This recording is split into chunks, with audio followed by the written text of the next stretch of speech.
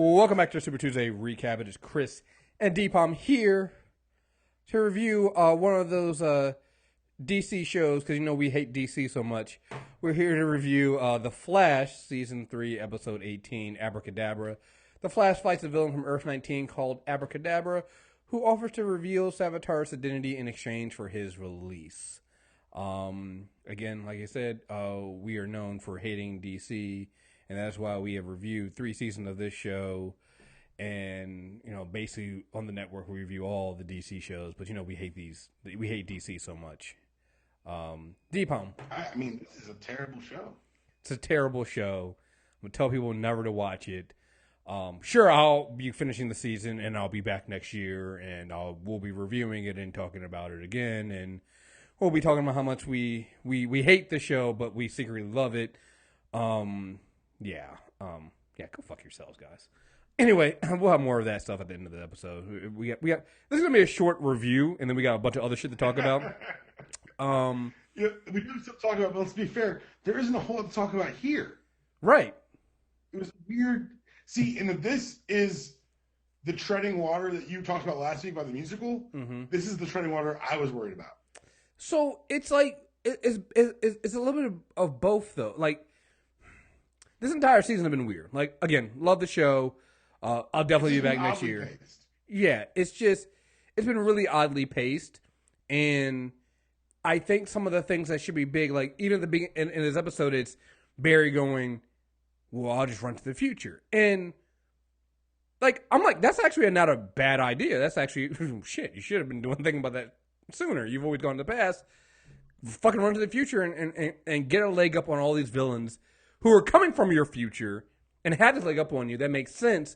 But I think because of the oddly paced nature of the show and because of the way they've been kind of leaning really heavily on the time traveling thing, I don't think it landed for a lot of people the way it should have.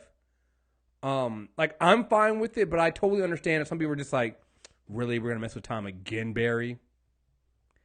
I think that, right. But I think that comes from the oddly pacedness. I think that, like, let's say, because remember, the way the season's been paced out and the way things have gone on, Barry saying he's going to the future now would hold more weight if it was closer to that time when Jay told him, no, you shouldn't do that. And so, because we're so far removed from that point when Jay said that, him saying, oh, I'm going to do this now, it kind of loses the weight it should have there. Because like you said, we've had some of these things in between. And again, it's just a pacing thing. I don't think it's I'll never come back to the show. Oh, the show is ruined. It's one of the things that like they'll get it together. Like I think they'll, you know, every show has its down seasons. Every show.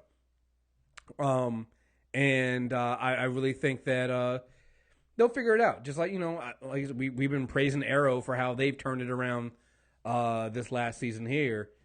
You know, like. I can afford a couple down, a down season here or there especially when it comes to pacing things, and I'm still enjoying it.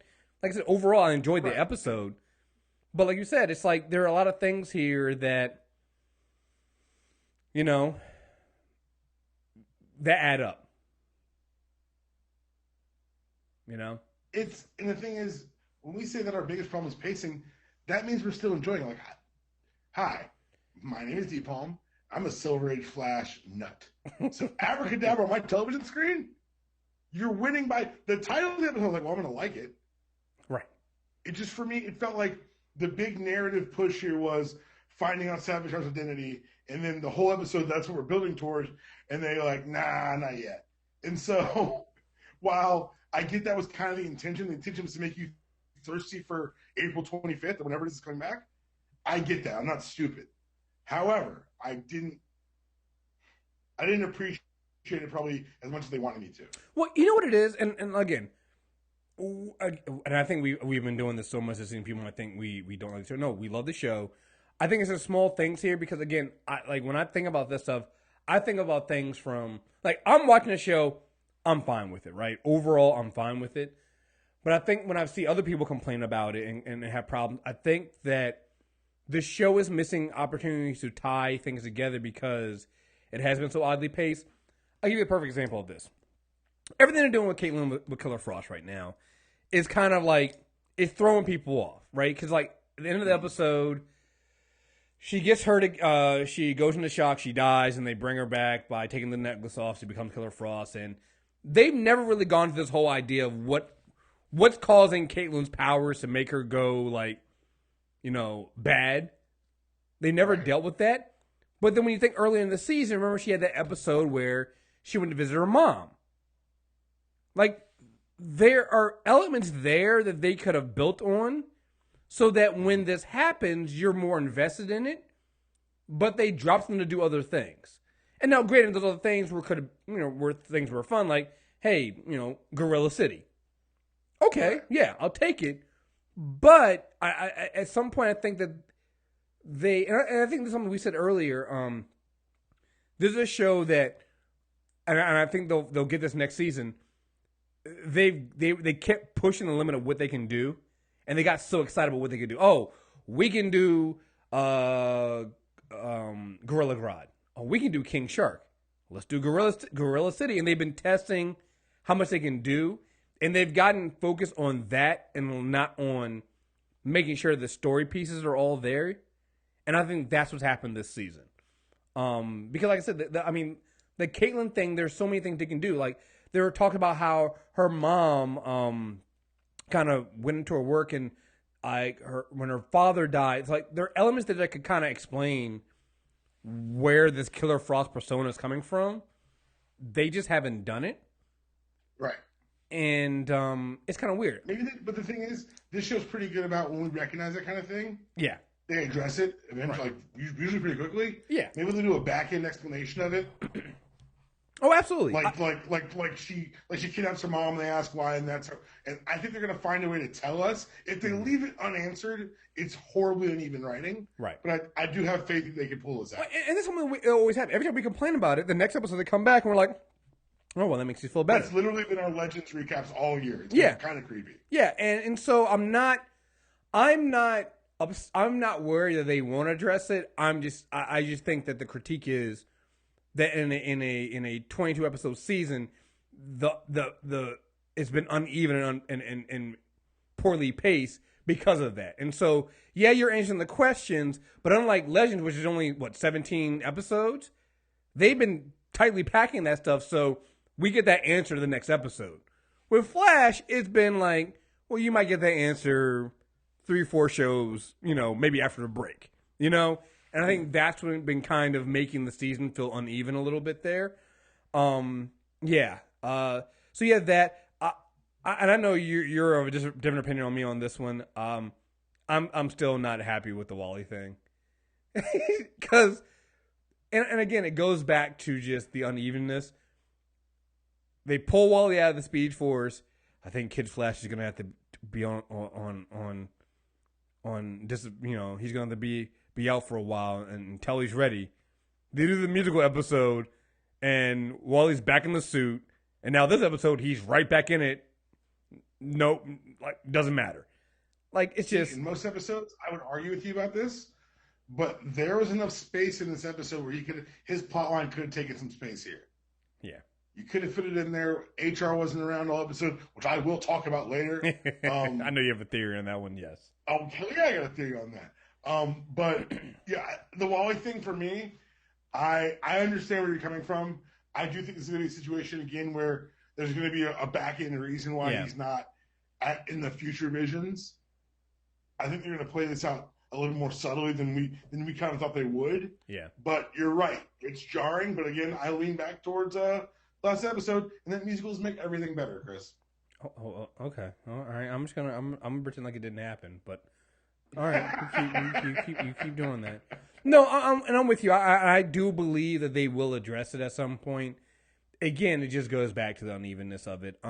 You're 100% right. And not to be down.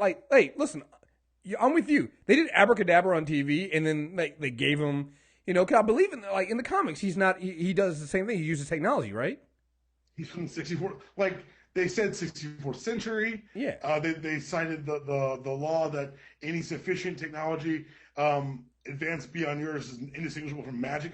They did the things you want them to do with Abra Kadabra. Right. I mean, it's just I'm not gonna lie, man. I actually enjoy what they did with Abra Kadabra. Although I will have to ask, how did those cuffs work? Yeah. Like I'm not gonna. I was a little confused at how they stopped him from using the tech. It was just one of those convenient things. Where it's like, well, now your hands are cuffed, sir. Can't use your hands. You can't wave them and go abracadabra. So you know what? We got you. Like that. Is that? I've been on the run from different time periods, different realities, but these cuffs are unassailable. So Right. You have me. And then I leave. Let's get out of here. And then right here, open and shut case, Johnson. and then I have to ask. I'm like, well, so why didn't you just leave him cuffed in the pipeline then? Because yeah, why? Even if he did open the door, why is he not cuffed? yeah, I don't know. Again, that was one of those. I'm not even considering this. That's not even a nitpick. That's just one of those. I know. You notice those things. Moments. Yeah, it's just one of those. Huh? Okay, that's all right. It's nothing good, nothing bad. Just yeah, I noticed it. I okay, mean, all right, that's fine. It's like, okay, we're gonna throw it again by handcuffs. As long as you know what we're doing, that's fine. Right. It's like, oh damn it, thwarted once again by handcuffs. Yeah. Damn it, my one weakness, sir. My one weakness. I mean, it's either that or a giant, what if they were green handcuffs, just. Yeah. Oh, my goodness. That's the other thing, too. So they get, other thing, too, so I had this moment in my head. So when they capture him, and they were talking about, the first time, and I like the, and we'll get into Joe West later, but I like the dilemma that Barry is facing of what do we do now? And so they lock him in the pipeline, and Gypsy's like, "Yo, what are we doing?" It's like, "Well, he got information we need," and people are like, "What are we supposed to do?" And in the back of my mind, I go, "Call Oliver Queen." I can solve this shit real quick. Because I'm just saying, ass motherfucker. I'm just saying. Last week I saw that Oliver Queen had skinned a man alive. So I understand. This shit to the television, like I was paying my taxes. But here's one of the ways that it made it so I was like, oh no, that makes sense. Well, we now know. Well, I haven't watched tonight's episode yet, but I was like, well, Oliver is not really in the right mind right now because Prometheus kind of broke him, so he's got his own problems right now.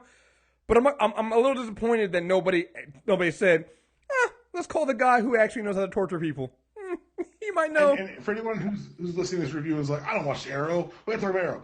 I want you to know they've been building this Arrow season since Stephen Amell wrestled at SummerSlam 2 years ago.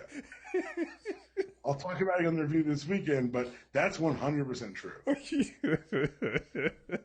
They've been playing the long game. I was like, what in the world is happening? They've been playing the long game with that. Listen, the season of Arrow. The season of Arrow, guys, literally has been amazing. It's been great. But no, I had that moment. I was like, well, I know somebody can make him talk.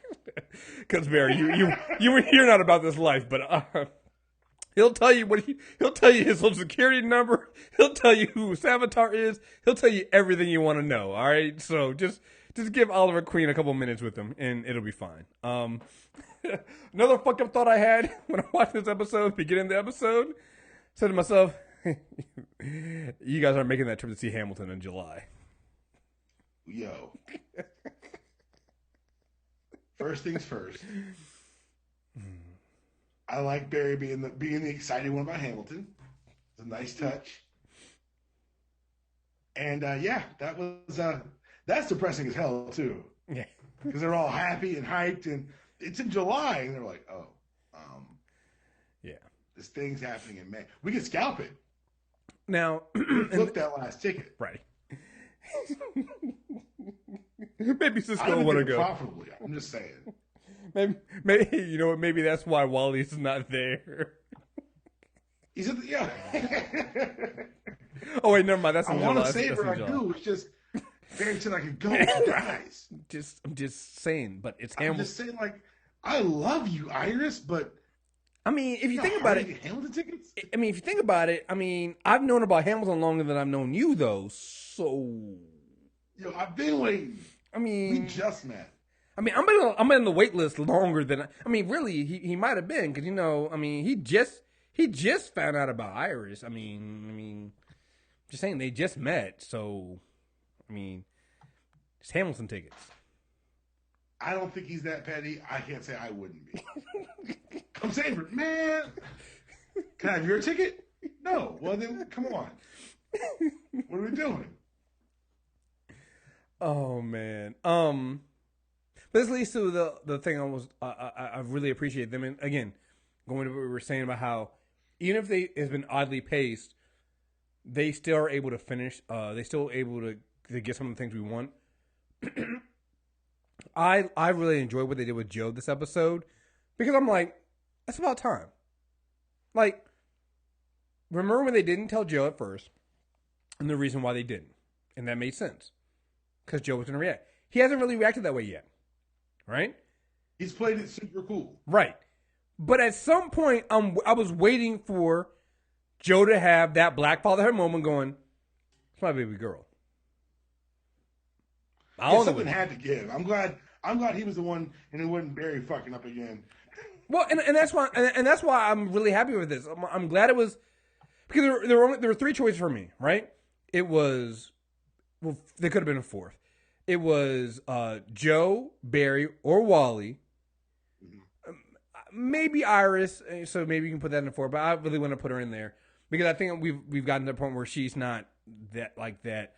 Or they could have copped out and went to the fourth person, one of Barry's friends, and done it. Well, gotten Caitlin or somebody else to do that, right? But Joe's the best choice because one, you've currently already done both of those things with honestly, you've done it with everybody else, right? Everybody else has kind of had their fucked up, that was stupid moment. So having to be Joe, and the reason why it works for Joe was like we said with everybody else, it's a fucked up, stupid moment that nobody else could really. You're like, come on, man, you knew better. I don't know. Nobody was looking at Joe going, "Come on, Joe."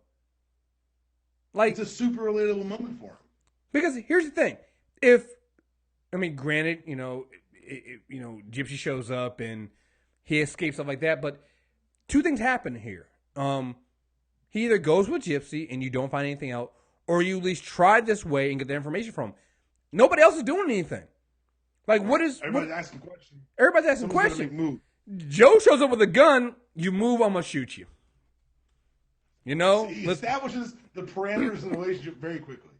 I mean, come on, yo.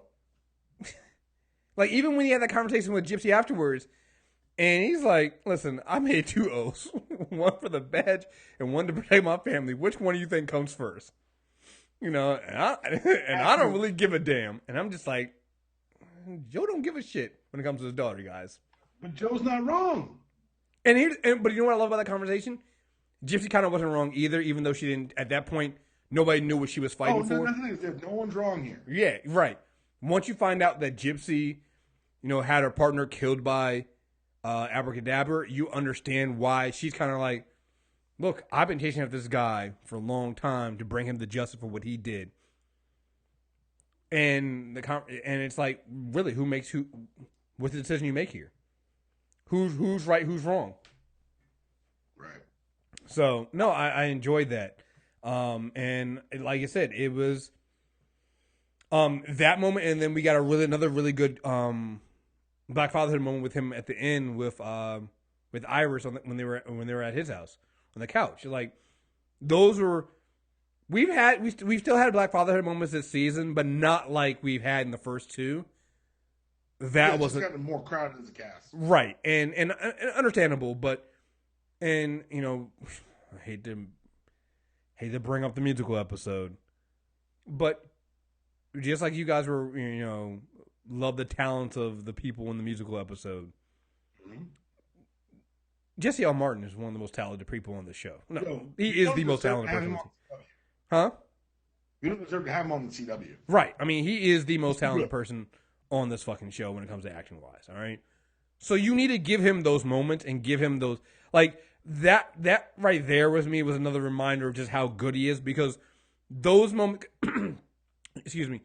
And that's not to say you don't have, like, Grant Gustin isn't acting his ass off, or Candace Patton isn't able to do that. Like, there's tons of actors across this whole network. Yeah. But Jesse L. Martin just stands apart. Yeah, and you just needed that scene again to see him to go, oh yeah, no. And I think that's what is missing sometimes from some of the other scenes. Like, let's go to, Caitlyn. What's been missing with the Caitlyn stuff beyond them just connecting the dots with the writing, she's not able to really nail those scenes acting-wise. I've seen some people say she can't act. I won't go that far.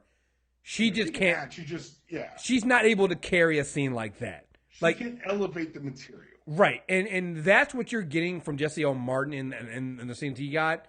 And then you get to Caitlyn, and she's trying to kind of convey the same things. Like, when she was talking to Julian about, hey, I was so worried about hurting you as Killer Frost, I didn't realize I didn't think about I could hurt you as Caitlyn Snow. That should be a good moment. And it wasn't a bad moment, but it doesn't land with you. Like, if Jesse L. Martin had done something like that, oh shit, you would have been like, oh, Julian, you gotta forgive. You gotta forgive. Like, you just gotta suck that shit up. That's a really good point, because it took her getting stabbed for me to be like, Julian, like, okay, I forgive her. Yeah, I mean, like, she gives a really good a point there, and she didn't ask for him to let her back in, but just to at some point forgive her. He just walks off. She gets stabbed and almost dies, and has to literally stay awake and talk him through her own surgery for him to go, oh, you know what? All right, I forgive you, and I do miss you. Okay. Just like, God damn, man. So it was very interesting that the curse of Caitlyn Snow backfired on her for once. Right. Yeah. Yeah. I think. Go ahead. No, go ahead. I was gonna say, part of the Caitlyn thing, and this, I don't want to get all soapboxy, but it's like a trope in fiction, because most fiction is written by men historically, just because that's what's been allowed. That men are so scared of a woman's power that the moment she goes powerful, she becomes evil. Mm-hmm. And I'm sure they'll get a story reason, and I get that it ties to what they're currently doing in the comic book, and I get it's kind of some brand synergy shit. I just don't love the powerful woman on it. Like, even the Magenta thing. Mm-hmm. Gets powers, goes crazy. Like, hey, hold on. Yeah. And they haven't explained it. Right? They haven't given us a reason. They haven't given us a reason for it, so it makes it even more of a trope.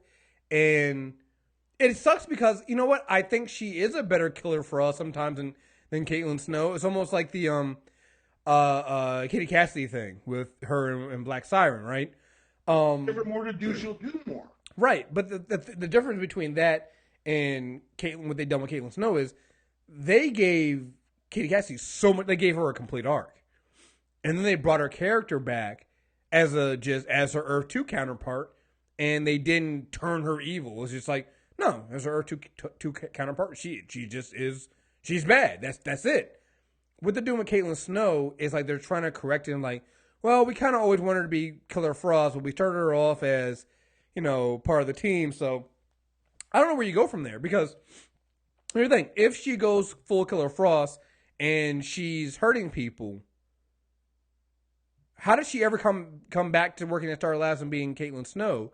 Because they even said here when she got hurt, they were like, if they taken her to the hospital, she would have they would have ran her DNA or realized she was a metahuman that they were looking for, who had attacked the police station. I'm like, you guys gotta. How do you solve that going forward? Right. Yeah. So, yeah. I don't like that. I also don't like that her power, like, it's just done clunky. Like, it would have been something different if it's kind of like the way they're doing this now is like the way they did her keeping a piece of the Philosopher's Stone. Like, really, nigga? Out of nowhere? Now all of a sudden it's like, well, yeah, if she takes the necklace off and uses her powers, her metabolic rate will go up and she'll be able to heal herself. I'm like, nigga, since when? When did that? When did that go?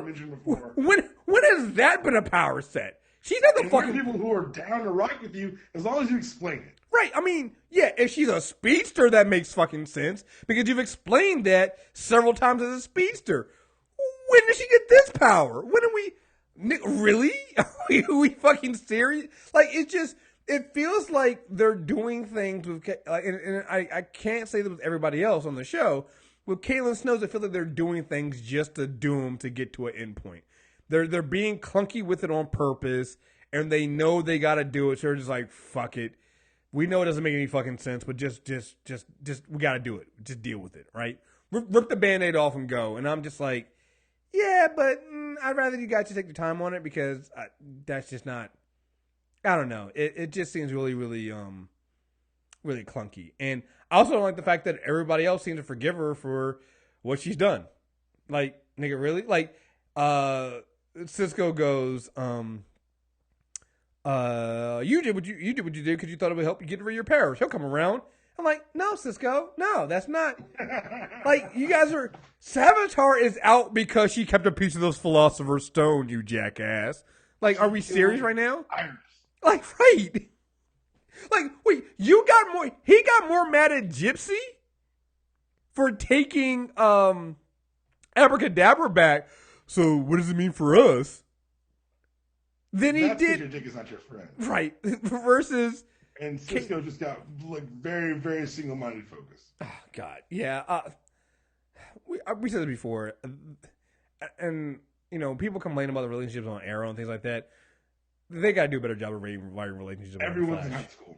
Like it. Come on, guys. It's a bunch of Arrested Development high schoolers who never had that weird, crazy, up and down high school relationship. Come on, guys! Like, and now they're having it every goddamn week. I never thought I would say this. I hope this is the first and last time I ever have to say this. Cisco got on my goddamn nerves this episode.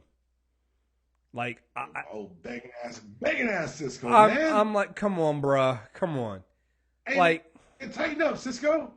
Come on.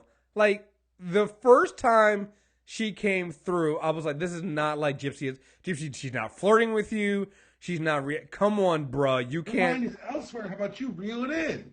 Come on, dog. And then that fucked with me. Yeah, Cisco's my dude. I roll with Cisco. I couldn't roll with him on this one.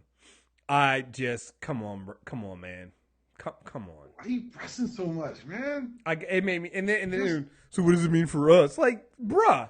Nigga, not now. There's other things going on. Not now. Cisco, read the room. Read the fucking room. Read the room, Cisco. Damn it. Yeah. You're the chosen one, Cisco. Come on, man. You had it. Like, this is a butt fumble. One time for me. Read the room one time, Cisco. Yo, you're fucking. This is a butt fumble, yo. You're fucking. Yeah, come on. That's all it is. Come on, dog. Mark Sanchez. You're fucking Sanchezing it up, man. Come on. You're pulling the Sanchez.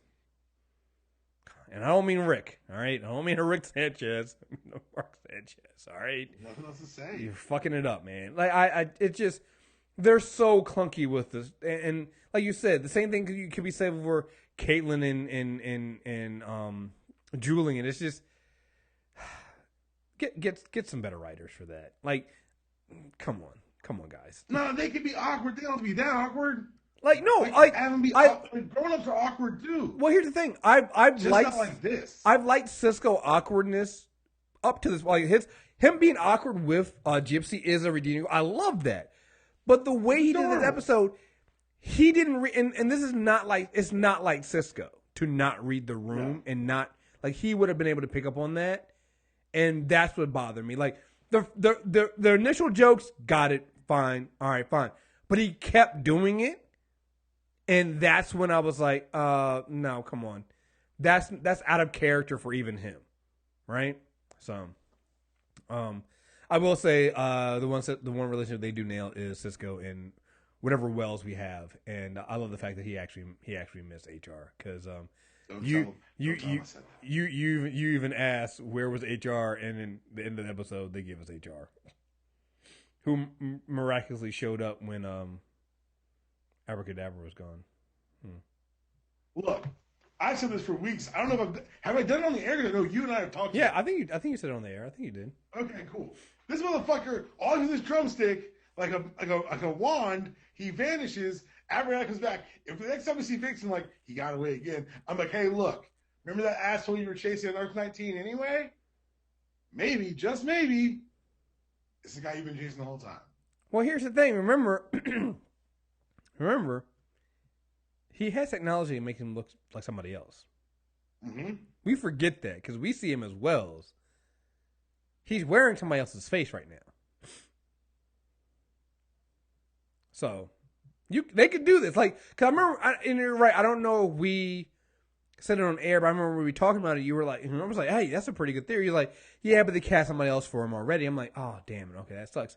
But I hadn't even thought about that too. But I'm like, wait a minute. Yeah, he's wearing the technology of somebody else's. That could have him wearing somebody else's face. So, and now thinking about it, they can do the same thing with Caitlyn. If they figure out what's going on with her and they can reel her ass in. Yeah, they can let her go. Yeah, right. Yeah, so. I had it, Caitlyn. Yeah. Like I said, the show. I mean, shit. If we lose a Caitlyn and get a Wally and Jesse, yeah. I mean, I'm just I think it's a win. I was about to say that's a push, and that's not a push. Yeah, no, I'm just saying. Hey, I'm not gonna be. I won't fight it. I won't fight it. You want her to fight? Is that the way to do it? Right. And they've established. Hey, listen. Just say. And we know Jesse's smart, so throw her in there. So gotta wait to get her back. So, I don't think we got anything else in there. I got some stuff. Go ahead. Abra Kadabra naming out some big bads. Thawne, Zoom, DeVoe. Mm-hmm. For those who don't know, DeVoe is the thinker. Yeah. The thinker. Could it be our season 4 big bad? It would help us know who organized the rogues. Could be. Helps them maintain their gear. Helps them. In the comics they've got Gamby, the tailor, whose service we've seen around town and some mans. There are different ways they can do it. I thought it was a really interesting name check. I guess we'll talk about theories in a second. Let's see, what else did I have? I loved Jesse L. Martin.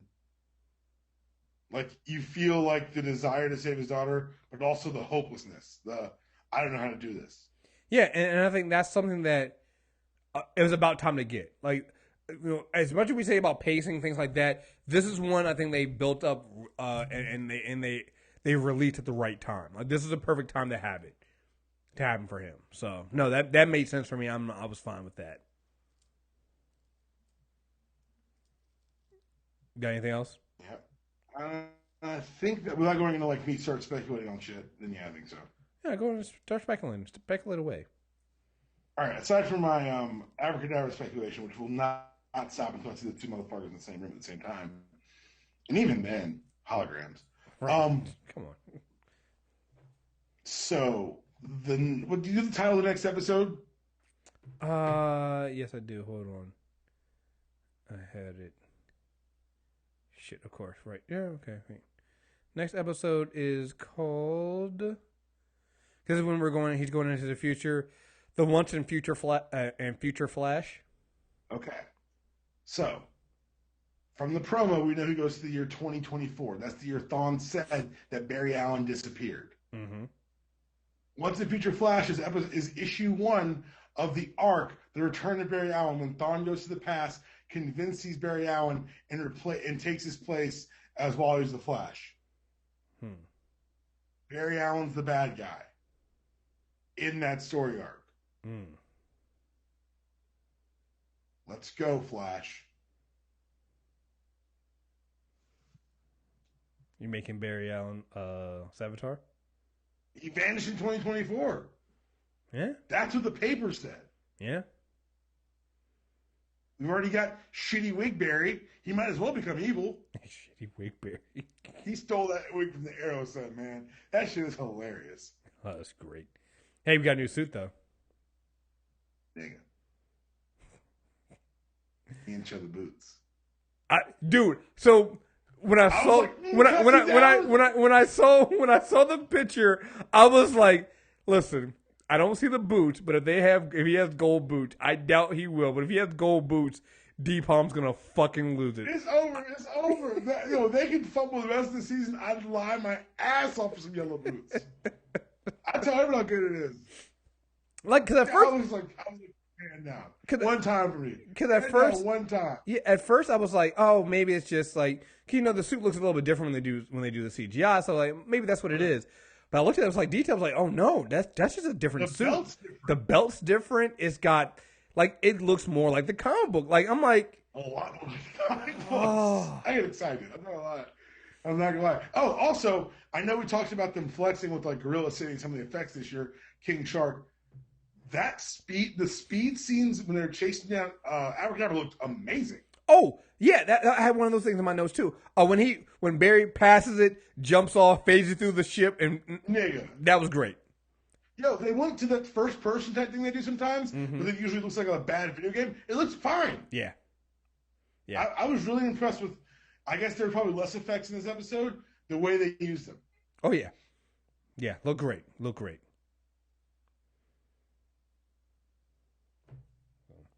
Got anything else? I want to talk about my just really quickly. If you've been listening to UD Pod, I've been doing the WrestleMania coverage. I'm going to be on 960 The Ref in Athens, Georgia, at 9:30 on Friday morning, talking about WrestleMania weekend. Listen, you can listen to the internet too, 960theref.com, and if you're in Athens, listen to it there. There you have it. So, and then you can download the UD Pod official Podomania podcast coming out Friday. Lots of fun. Got deep on doing all these. I can't believe this happened. You wanted it. So I've had a weekly sports podcast in September, and this will be episode 39. What? He barely takes breaks. Like, there'd be a one time you'd be like, yeah, I don't think I'm doing a show. I was like, oh, it's about time you take a fucking break. Like, I said that on the show this past Sunday. Someone tweeted at me like, are you apologizing for taking a break from the first time for your allegedly weekly podcast? Right. Like, nigga, come on, yo. That's a good point. Oh, man. So we got anything else with the Flash we're going to do?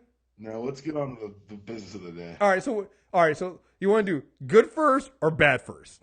Or not really. Yeah. What do you want to do? They're good. Let me just on my chest. Because they're going to cover a couple of these today. Clickbaity fucking articles. Articles like 15 wasted cameos in the Marvel Universe. Hey, guess what? If the universe isn't over, they weren't wasted. You assholes. We're going to talk about the Venom stuff. I need everyone to realize they're all pulling from an old calendar. No one has a direct source from Sony. Right. So before you get into one. So that was the old, and again, I'm still cheering for the Aunt May movie. I hate everyone involved with that joke. No, listen, look, Sony, right, owns Spider-Man. They also own James Bond. Judi Dench played M in James Bond. Judi Dench as Agent Aunt May. What's up? Are you done? What's up? Are you done?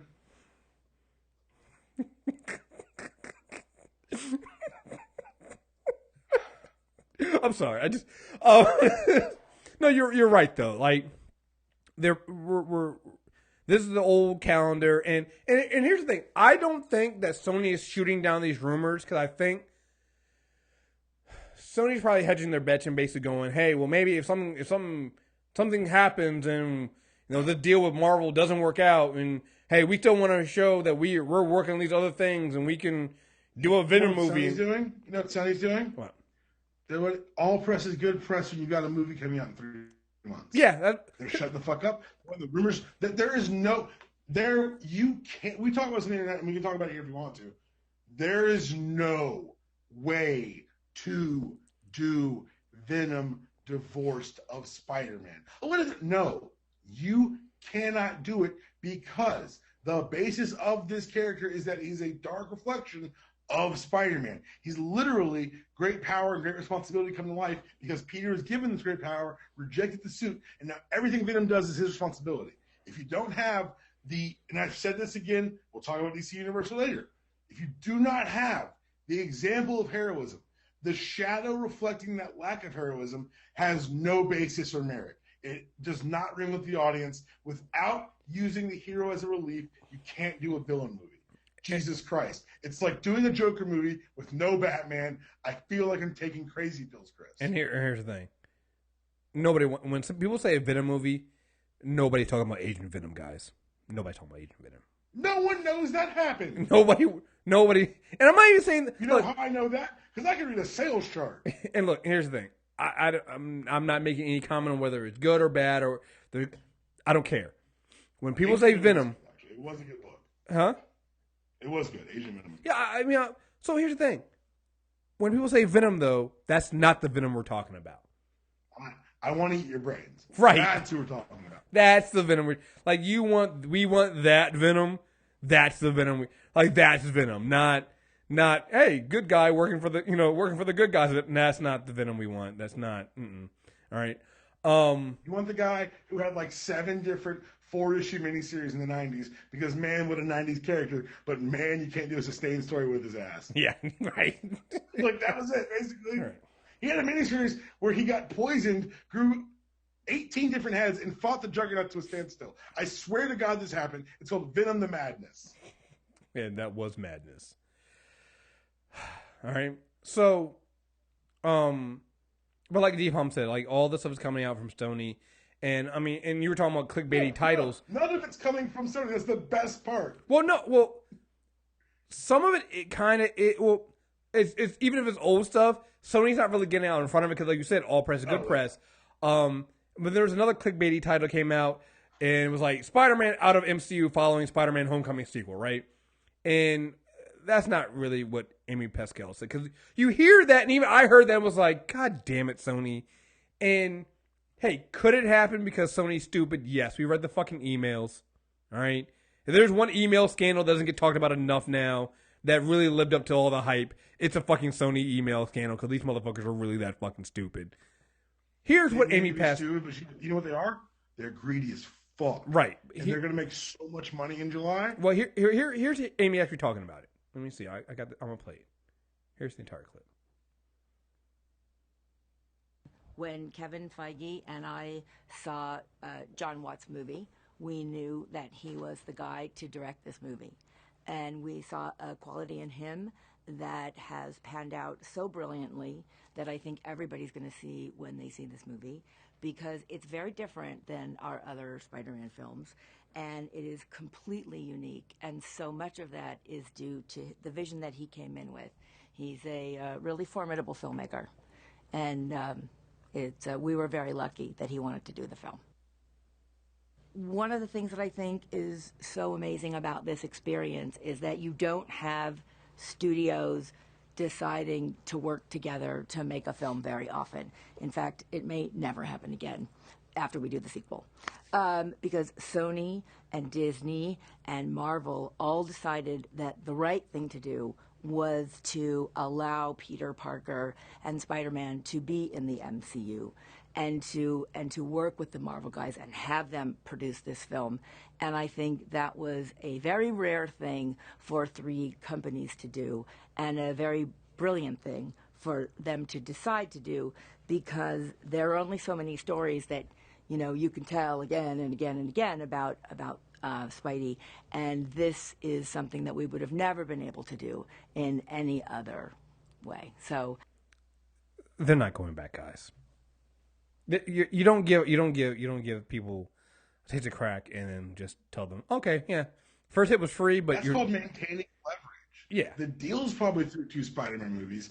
It's called maintaining leverage. If they admit, oh God, thank manna from heaven, I'm literally buying a gold-plated jet because of this movie. Yeah, they probably wouldn't have as much leverage the next time they negotiate. Right. That's all this is. That to me was her just being a bit. And again, you don't heap that much. And she said something that made me realize something too. This is not a 2-studio deal. This is a 3-studio deal, which makes it even more amazing with Disney. Because we always think Disney and Marvel Studios being the same, but they're not. Disney owns Marvel Studios, but again, that's still 2 separate studios right there. But yeah, I mean, she heaped praise on them because they want that. This is me, like you said. She's maintaining leverage, but also going, we really love this fucking we really fucking love this deal. We want to keep this going. And yeah, it might never happen after this, but she even says there's only but so many stories we can tell with Spidey. So they need this. They need the MCU. If she could have been honest, she'd have been weeping openly and thanking Marvel for stepping in. Right. Like, come on, guys. Like, I felt better after this. And like you said, you know, the Venom stuff is stupid, but it's out there and it's not going to happen because you heard. Yeah, no. Here's the challenge. And maybe I'm wrong. Maybe I've missed this interview. If I have, I invite someone to tweet it to me. Please send me the article with a direct sourced Sony source that says that that's the plan of Venom. Yeah. Bring me a quote on the record. Because if it's leaked documents that we've known about for 8 months, it's what it is part of it is, and without getting too like tinfoil hatty, it's interesting that it pops up now on the heels of the Wonder Woman trailer, right as the Spider-Man trailer drops. Right. It's just interesting. Interesting. Things happen, D-Bomb. Things happen. I'm just pointing out the timeline of events. It's interesting. I do think they're going to. You want to talk about the trailer? Yeah. Nigga. I'm so happy. So I went on a bit of a Twitter rant yesterday or Tuesday morning, and I was honest because I think that, and I'll be honest with you here, I think that over the years I had kind of mentally downplayed what Spider-Man meant to me because I thought that my Spider-Man would never make the big screen. I thought Amazing Spider-Man 2, I thought Garfield's performance was the closest. Mm-hmm. Like the stuff with the little kid at the end, like giving the kid the fire hat, like the little moments of Spidey were so on point. He was more, you know what it was about me and Andrew Garfield with his Spider-Man? He felt more into it. He didn't feel stiff. You know, he felt like he enjoyed, he still got those fun moments of being Spider-Man, you know? Exactly. But I never thought I'd get like someone who captured that same joy, but still a sense of responsibility, the sense of wanting to grow up too fast. Spider-Man is every 12-year-old kid who struggles like, I want to be older. Why aren't I older yet? Mm-hmm. Why aren't I more than I am? This trailer, I talked about this trailer and I got emotional because it's everything Spider-Man is and more, because Spider-Man's an aspirational figure. He touches on the inclusiveness because he lets Ned try on the suit. Mm-hmm. And you get the direct quote from Tony, it's not this. If you need the suit to be a hero, then you don't deserve the suit. Right. It's the guy inside the suit. That's what matters. And that's been the beauty of Spider-Man for kids for a long time.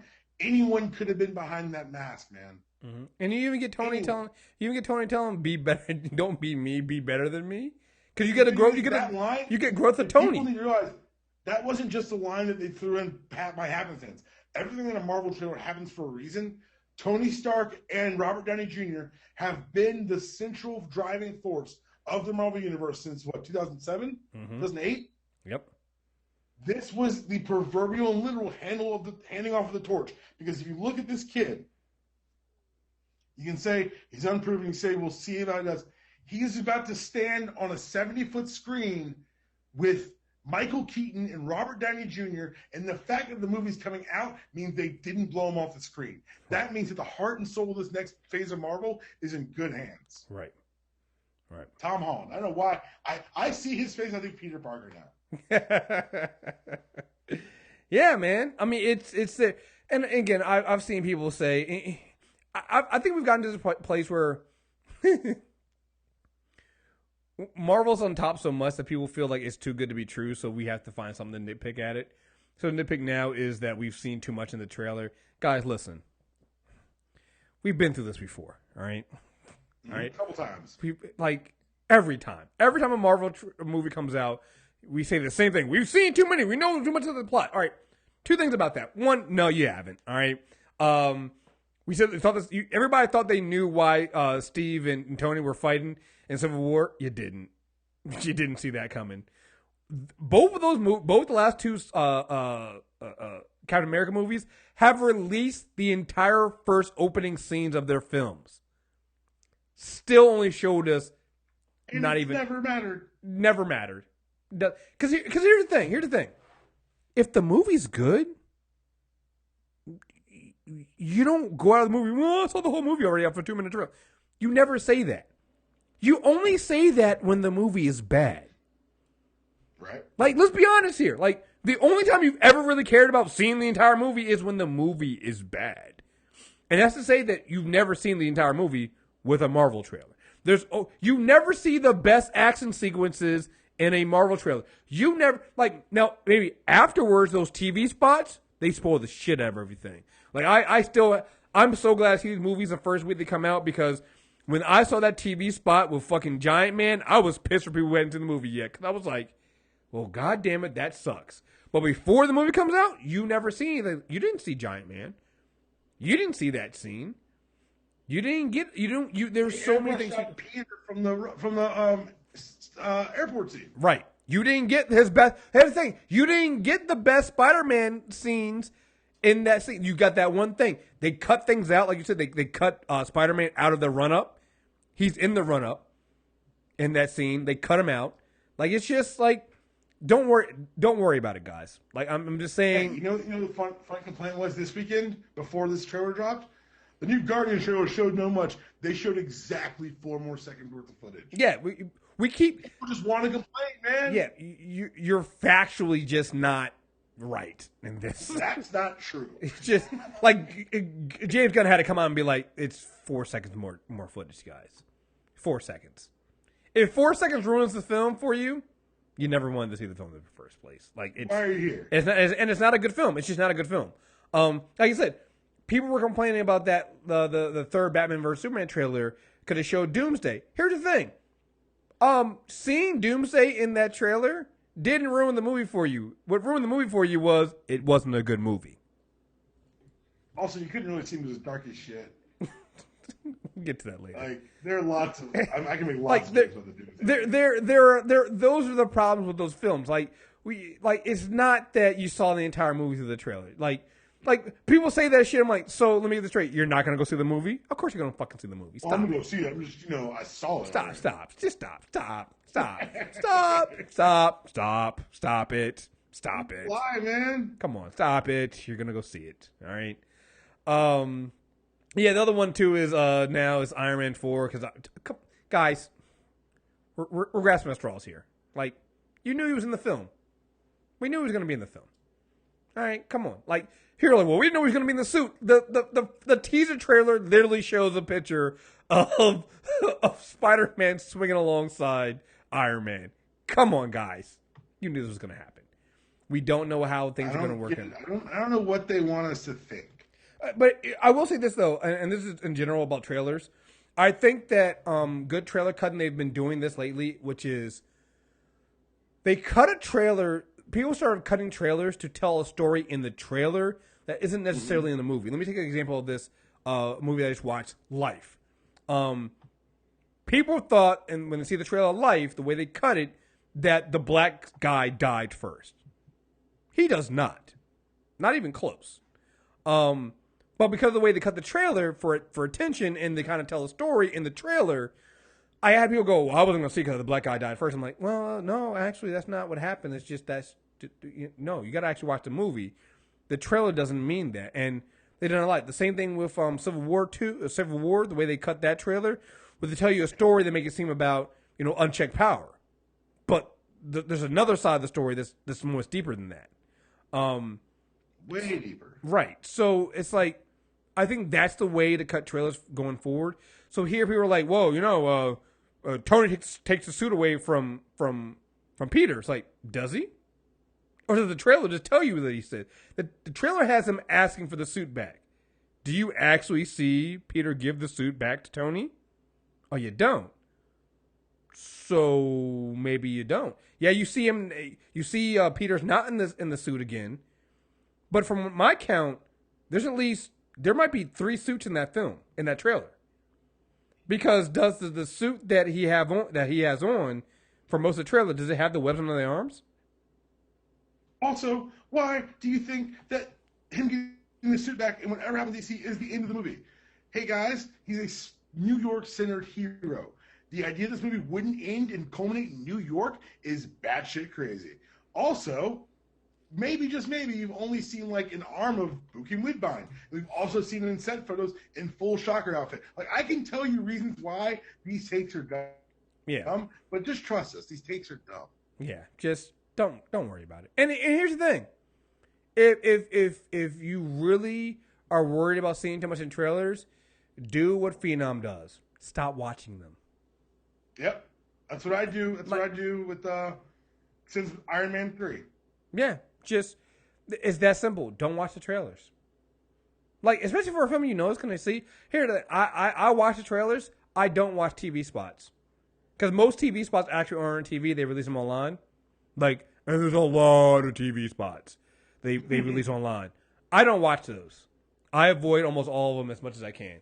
Because those are usually a little bit more spoilery than the trailers are. Because they're meant to entice you. Trailers, it's someone who's already curious. Right. So I just avoid the TV spots if I can avoid them as much as possible.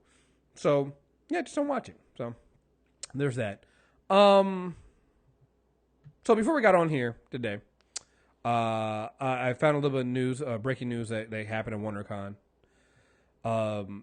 The runtime for Well, everyone to know before you say this, I hope this isn't true, because I'm about to eviscerate this shit. And I feel like it has to be true because we mentioned this last show that there's so much of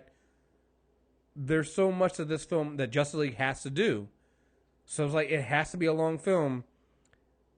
I'm seeing reports that the runtime for Justice League is 2 hours and 50 minutes.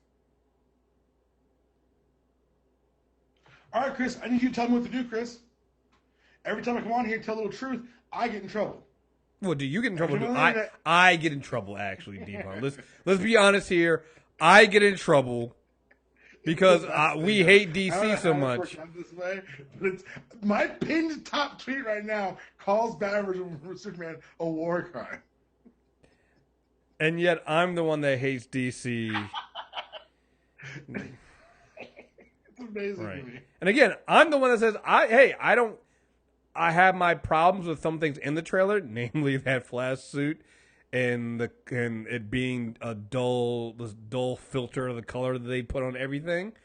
But overall, I still think it's a fun trailer, and it if you take out the context of whether it's going to be a good film or not, it's a good trailer. D-Bomb thinks it's an abomination, which he might not be wrong on, but I probably still have a little slimmer of hope in me, and that is undeserved. But 2 hours and 50 minutes, dog, bruh.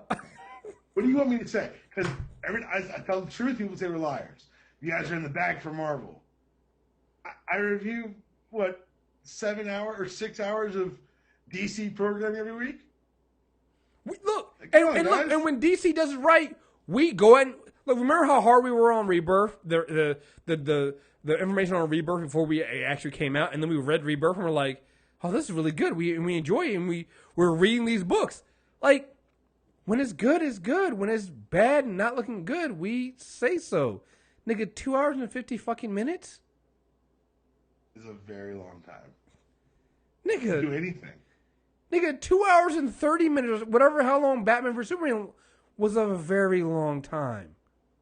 Before we get on here, I've just had a very quiet night. I did not know that the runtime had leaked.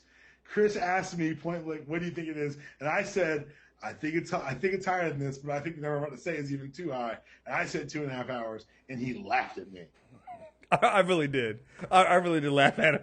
It wasn't like a tiny snicker. He could not help himself. No, I legit laughed at him, oh nigga, oh you poor nigga, you poor soul. No one needs we're all like, let's be real. No one. What do you do for 3 hours every day that you don't need a break or legitimately enjoy? Here's the thing. Sleep. Even for movies I enjoy, like Civil War and all the those movies are not even 2 hours and 30 minutes. All right?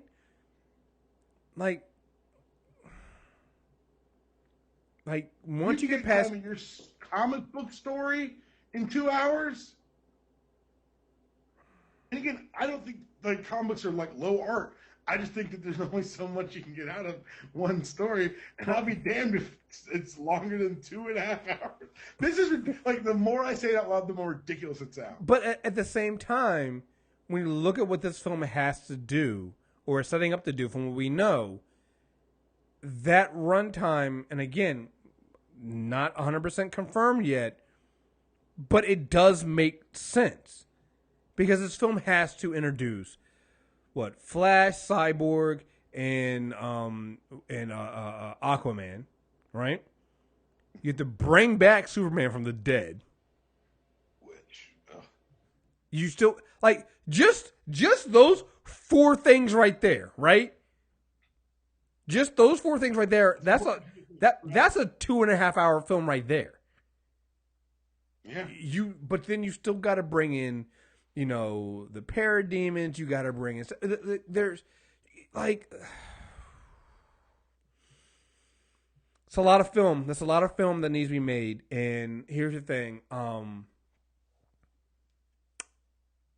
not sure Zack Snyder is the filmmaker to do that. He said understandingly.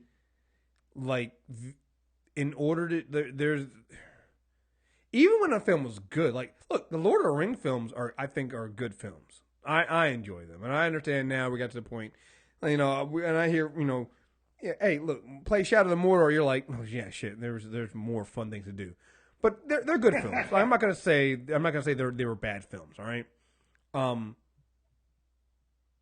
But those are long films. Like, those are, like, I remember when watching, I think it was Return of the King, and you think the film was over with, and there's still like another 20 minutes of the fucking film left, and you're just like, you mean the extra 42 endings? Yeah, right. Like, you're just like, we're over. Oh, okay, we're not done yet. All right, now we're not done yet. We're not doing it. Okay, it's like, and that's a struggle. All right,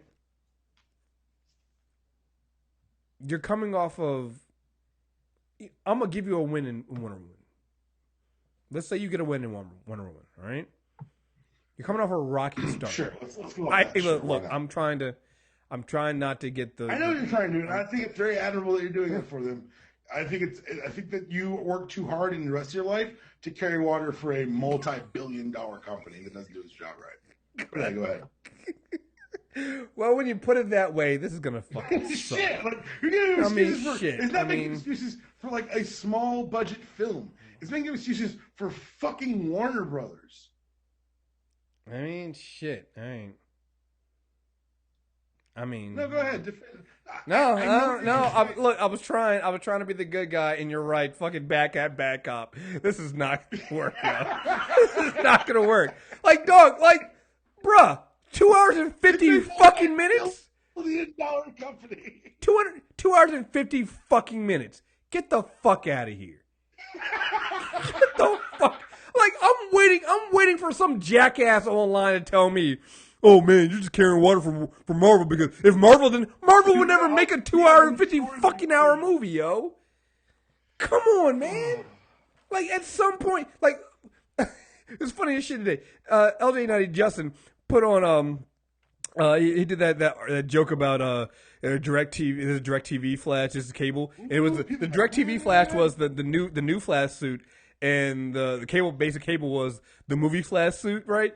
And people go, oh, it should be reversed, because and I'm like, and I told him, I was like, you do realize people are gonna cape for that terrible ass Flash suit in the movies, right? Lo and behold, people started caping for that terrible ass Flash suit. We got to the point, like, the other day, I made a joke. I think it was yesterday when the Spider-Man trailer came out. I made a joke. It was like, oh man, the best thing about the Spider-Man Homecoming trailer is it's got color in it and it's not dark like some other trailers. I didn't even mention Justice League trailer. They knew I was talking about Justice League because the film was too fucking dark, because you're that fucking sensitive and that fucking, nervous about your own fucking. Will holler, Chris. Oh my God. Like, you knew what I was talking about because it's too fucking dark. All right? There's an article that came out of Barely said that if you watch the Justice League trailer with sunglasses on, you won't see anything. Now, granted, yes, all right? Nobody's watching the movie in the theater with sunglasses on, all right? That's a great fucking line. Right, you're not. But at the same time, it means your film is too fucking dark. I had people come up to me trying to argue with me that Marvel is the same thing. They put scenes from the Spider-Man trailer in shut at night. Yo, I was like, oh, so and going, you know you're lying. And I'm like, but you do realize the red in his suit still pops and stands out, right? It doesn't blend into the background in a muted way like every other color. It's like, come on, this is basic. This is basic shit. Like, I've seen these costumes up close, all right? There's a ton of detail in them. You can't see it when you mute the colors. You add, like, I remember when they first put the image, when Zack Snyder first sent the image out of Jason Momoa as Aquaman. It was like maybe like a year ago. Maybe it might have been longer than that. Because I think it was, matter of fact, it was more longer than that. It was before Batman vs Superman came out. And it looked fine, and then somebody added color to it. I'm like, wow, that does look much better.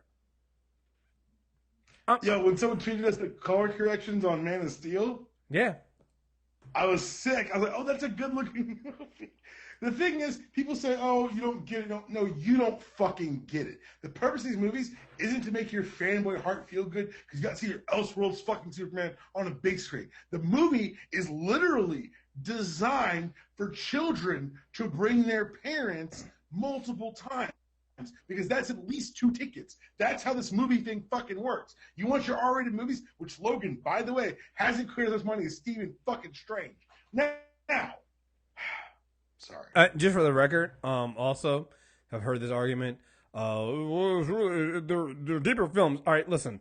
Much as I don't like Logan as an X-Men film, it's still a good film. The X-Men films are good films, minus things like Origins, Last Stand, and Apocalypse. They're still good films. They're well put together, well acted films. They're bad X-Men films, but they're well put together. And here's the thing, they're also not muted in color. All right? So there's that. Last thing, and I'm going to say this because you fucking, we're going bad cop. Man, I'm tired of all these, and it's going to come off as nerd checking, but it's only because I feel like people nerd check us. Motherfucker, I read more fucking comic books than you do. I'm tired of seeing these fucking sad-ass motherfuckers who don't read fucking comics, have never read fucking comics, and their only indication of knowing anything about these fucking characters is a cartoon they haven't watched since they were fucking kids. I am tired of you motherfuckers going, well, if you read the comics, you would know better. Motherfucker, I do read the comics. What are you fucking reading? Ooh, I can't believe you guys don't like fucking color. Why are you asking about colors? Because the comic books have fucking color in it, you jackass. Come the fuck on. The fuck is, like, I'm seeing people cape for this shit going, well, this is for real fans. Real fans of what? Fans of what? What? Because you're not fans of the cartoon, because the cartoon didn't do this. You're not fan of the comic, because the comics didn't do this. So what the fuck are you a fan of? What are you a fan of? Where are you getting this shit from? Where's your fanboyness coming from? I can't fucking see it. I don't know where it's coming from. I would rather you just say, I don't know anything about the character other than the fact that they're fucking names, and so I just like anything. Just say that. I'm fine with that. If you're literally going into these films and they're literally popcorn films for you and that's why you like them, just fucking like them. Say that shit. Stop trying to pretend like you're some kind of deeper meaning fanboy nerd and you really know what's going on and you don't. Just fucking, and leave us professionals to handle the rest. All right? Go over in your fucking corner. Watch your fucking shitty ass movie. Get the deeper meaning of, oh, my mother's name is Martha too. I literally had somebody try to tell me, oh no, these films have a deeper meaning. They're not popcorn films like Marvel. BVS, the title characters stop fighting because their mothers are named Martha. And when people say that, I say, are you bragging that your company's not interested in making money? Is that what you just said to me? I'm proud of the fact that y'all hate money? You couldn't make money with Batman versus Superman. Full stop. Not like 2 random characters. Batman versus Superman. Captain America and Iron Man have made, just their films alone, have twice made $1 billion. They have made $2 billion in just 2 of their films. Add in both of the Avengers. That's 4. 3 of them, right? 3 of them. Which one was 3? So Iron Man. Did Winter Soldier not make it over there? No, it didn't. Oh, okay, sorry, my bad. Yeah, it didn't. So Iron Man 3 and Captain America 3, Civil War, and then the two Avengers films. It's $4 billion right there alone. All right, I'm betting this season, this year, that Spider-Man makes $1 billion. I'll be honest here. I don't think it's going to, but Guardians of the Galaxy, I'm putting around $800 million. Yo, Guardians will crack $1 billion. And look, I'm wild. That's my wild card pick for $1 billion this year. It might. Looking at the release schedule around it, it might. And the strength of word of mouth of that first one, like the beauty of the first one was, I think there was like a minuscule drop off from opening weekend to second weekend because word of mouth is so strong. Right. I'm gonna tell you right now. What they're playing with here. And let me tell you right now, if Guardians of the Galaxy makes $1 billion, and again, that's still a long shot to me. I was thinking about the other day. I was like, you know what, they could do it. I'm not gonna put, let's see. But if they do over $800 million for Guardians of the Galaxy, this is not me. This is not me being a Marvel stan. This is me thinking as a businessman. If I'm a studio exec with Wonder Woman and Batman and Justice League coming out, if both of those films don't do $1 billion and Guardians of the Galaxy cracks over $800 million, you have a fucking problem. All right. You've got a problem. We're at problem status because what's the date on Wonder Woman? It's June. It's like 16th or something like that. So here's the scary part about Guardians. If you keep Guardians in the theaters for 7 weeks and Wonder Woman flops, you get the rebound bump because people have their mouths watered for a superhero movie and you keep Guardians for 2 more weeks. I'm just look. Like Wonder Woman's opening weekend could give Guardians new life.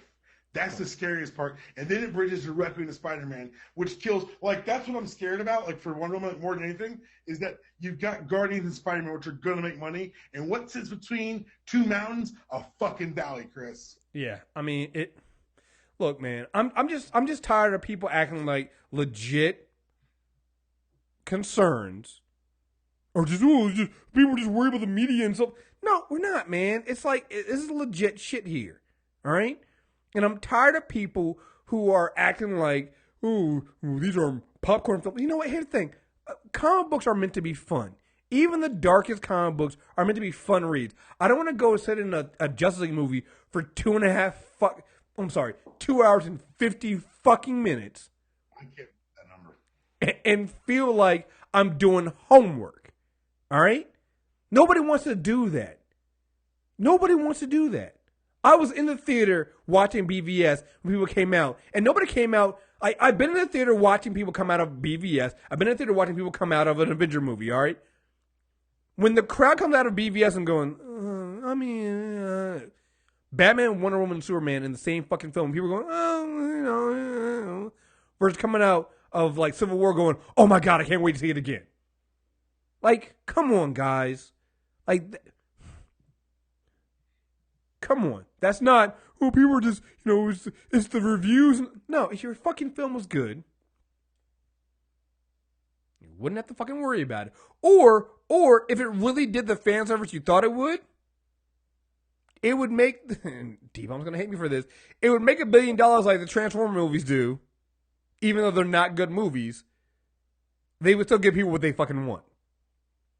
Here's the thing. I don't even think. First of all, I hate you for intimating that the Transformer movies give anyone what they want. Because if anyone wants that, I want to fight them personally. Then, I will say this. You're right. Because guess what? You guys can, and people who don't have premium, shame on you, go get premium. Listen to me talk. Go to any of the Batman ones. I talk about Batman. I talk about how much I love Batman. As a character, as a concept, he's probably my favorite thing in fiction. If I watched Batman vs. Superman once, had such a distaste for it that I called it a war crime, and I've yet to see a frame of it since, I should own that movie, Chris. If you say, oh, we did it for the fans, hi, D-Palm, target demographic, huge miss.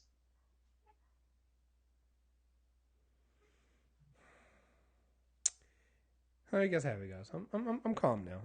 I'm just tired of having to deal with motherfuckers trying to talk to me like I don't fucking read these fucking books and shit. Like I don't know the fuck I'm talking about. I spend too many hours. Like we did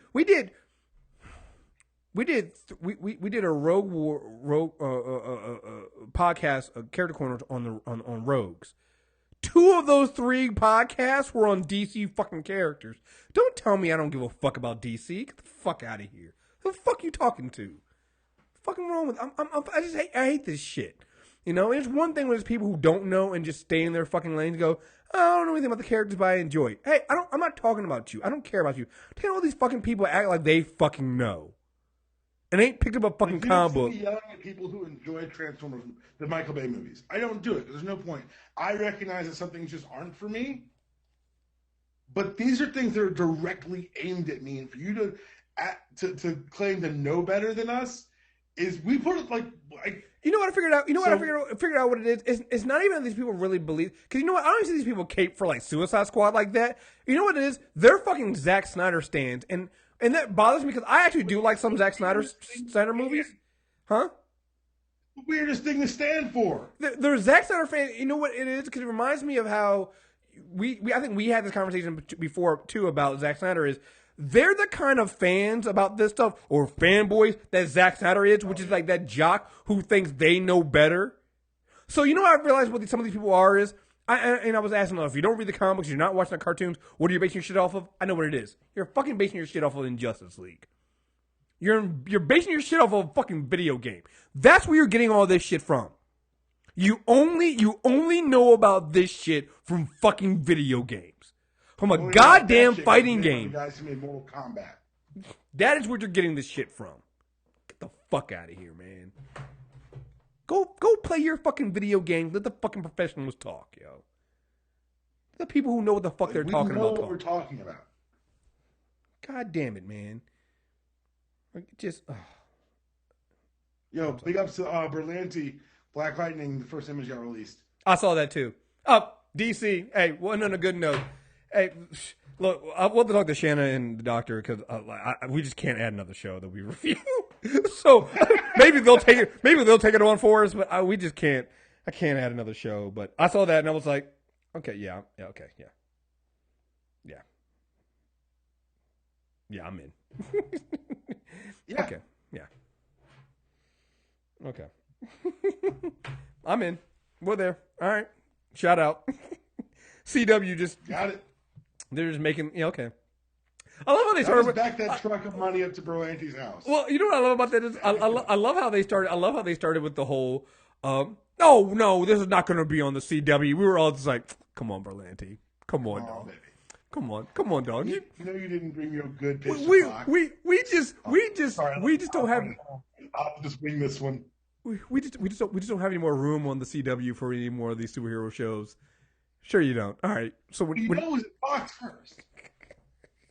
It was at Fox and they saw Gotham like, we could leave. You don't need us. Like, y'all are good. You got Gotham. I mean, and like when they got Supergirl, I was like, okay, well maybe they'll keep it over at Fox. Who knows? And then it's like, no, we'll take it. We'll take it. All right. Hey, and here's the thing: all the CW shows they already got renewed, so they're all coming back. So it's not like they're losing one show and replacing it with this. No. I'm in. I fucking can't wait. Party going. Hey, listen.